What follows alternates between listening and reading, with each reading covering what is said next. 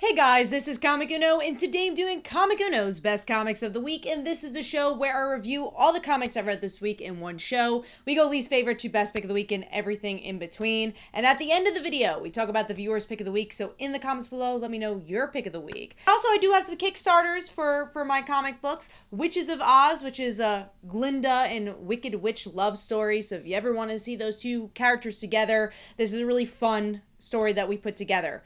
Our other book is a detective series where we put the Nancy Drew Hardy Boys on its head, where we really talk about why someone does a crime more than just the who does the crime. So go check that one out as well. That's The Last Case of Deven and Taylor.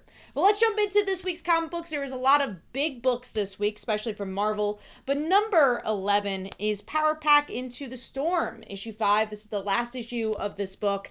I read it because I'm a big Power Pack fan. I've enjoyed the old school Power Pack. I really enjoy the modern Power Pack and seeing those characters grow and become young adults.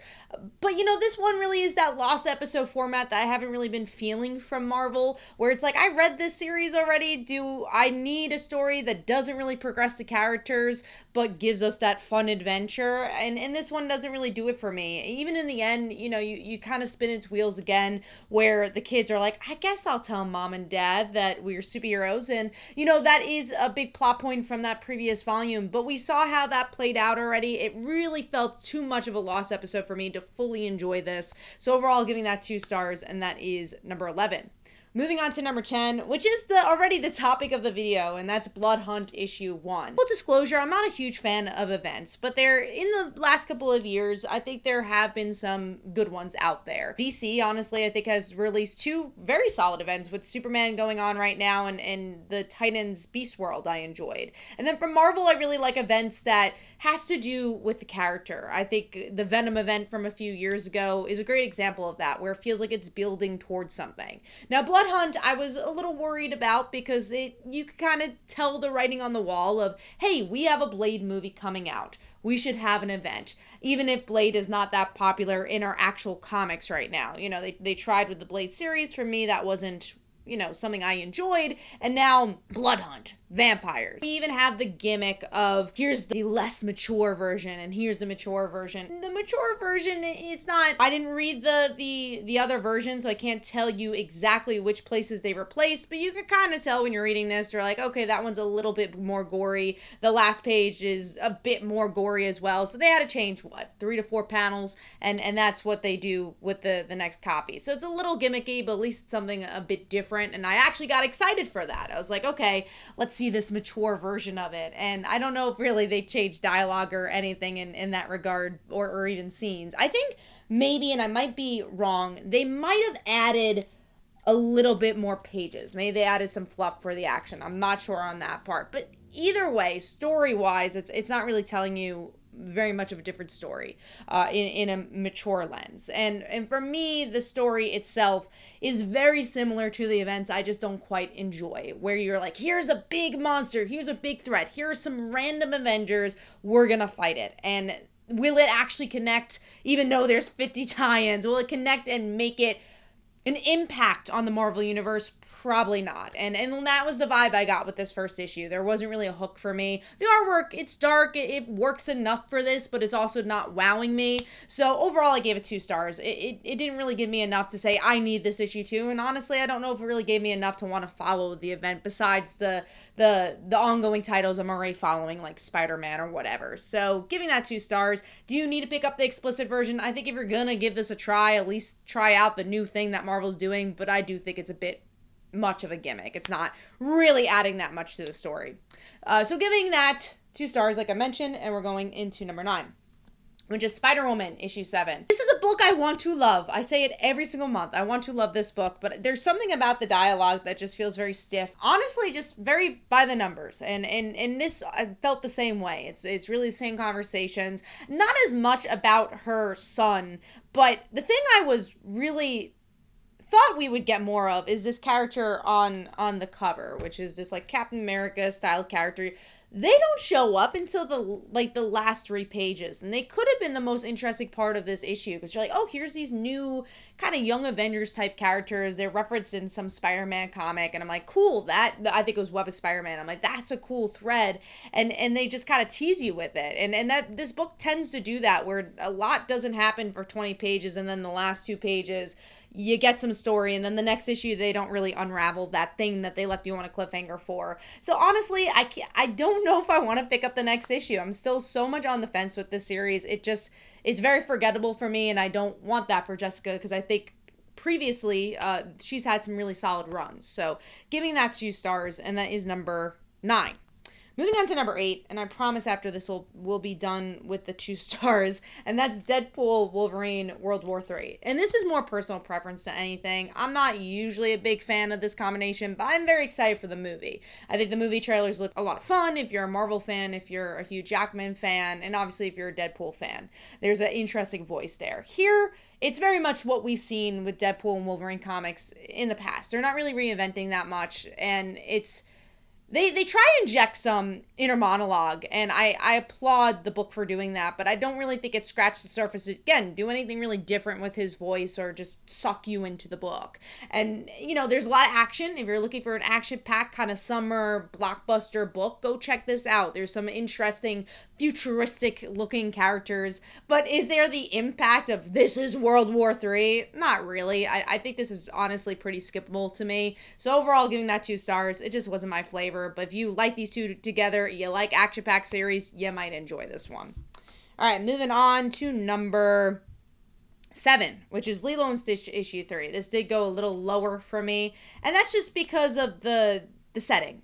I like Australia. I think it's a very cool setting to be in, but because we already had Stitch separated from his family and now meeting a new character, it just kind of felt like the last issue, but without the cool sci-fi that was introduced in issue 2. You get some of the robots by the end of the issue, but there just wasn't as much as that thread that they introduced in issue 2, and it's more focusing on Lilo and Stitch missing each other, which is cool, but I just want to see them together at this point. I don't know what it's adding to the story for them being separated. Art's good. Still like the series. Good to see where it goes. But this issue wasn't as strong as issue 1 and 2. Moving on to number 6, which is Nightwing, the Annual. Now, this is an interesting book because we get to see Bea, who is the ex-girlfriend of Dick Grayson, but the Rick Grayson version of him. It's an exposition dump, honestly. It really is a lot of wordiness about this is who Bea is and who she was.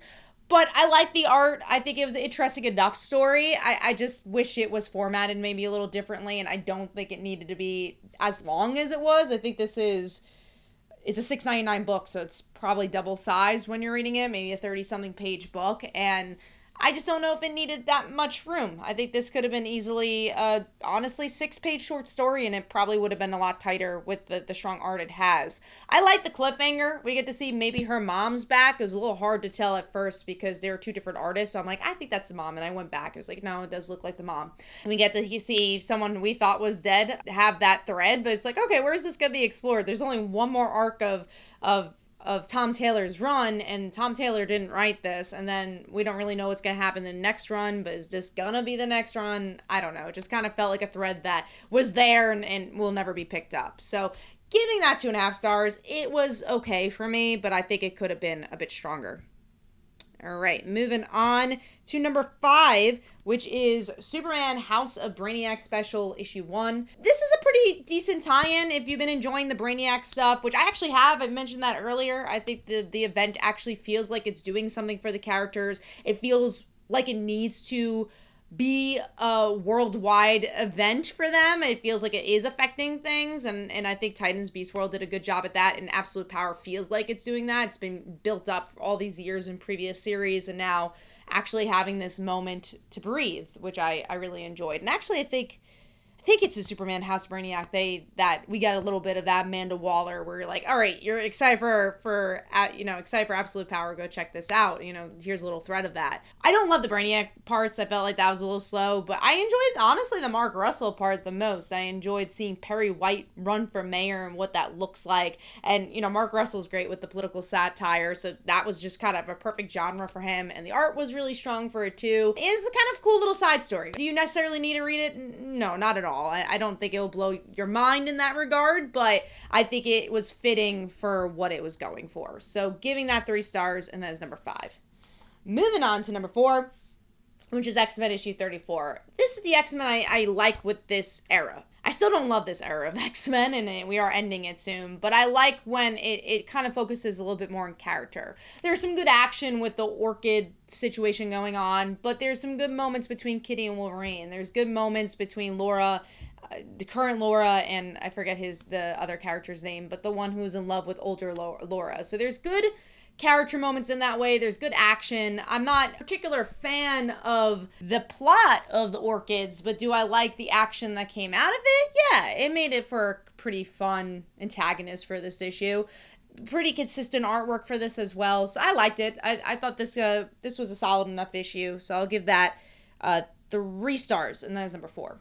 Moving on to number 3, which is Ghostlore, issue 10. A really consistent book for me. With this issue, we get to see our family kind of come back together, and they're on different sides of the fences of what to do with these visions that they're getting and the ghosts trying to ask for help.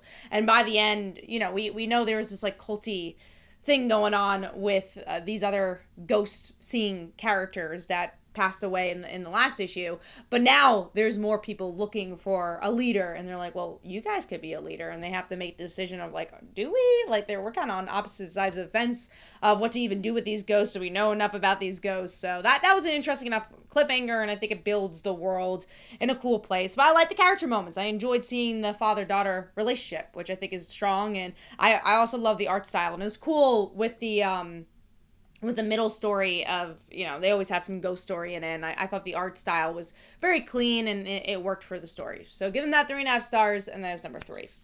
Moving on to number 2, glad to see this higher. That's The Incredible Hulk, issue 12. This was a much more solid issue for me compared to what we were getting with some of the previous issues. And mostly that's because they connected it to the Marvel Universe. You got to see Strange Academy. You got to see Charlie, I think her name is. She's still a doll, and Hulk wants to save her. But then you also get the magic being played with their 2 personalities, with the 2 beings of Hulk and Bruce, and maybe some more people in there. So I just thought it was a fun horror version of this book, and again dived into the Marvel Universe, where I think this is a bit stronger, and it felt like I was progressing the story. It was eerie because of the magic side of stuff, and obviously everything that was going on with Charlie's character. So I liked it. I thought it was a pretty solid issue, so giving that 3.5 stars, and that is number 2.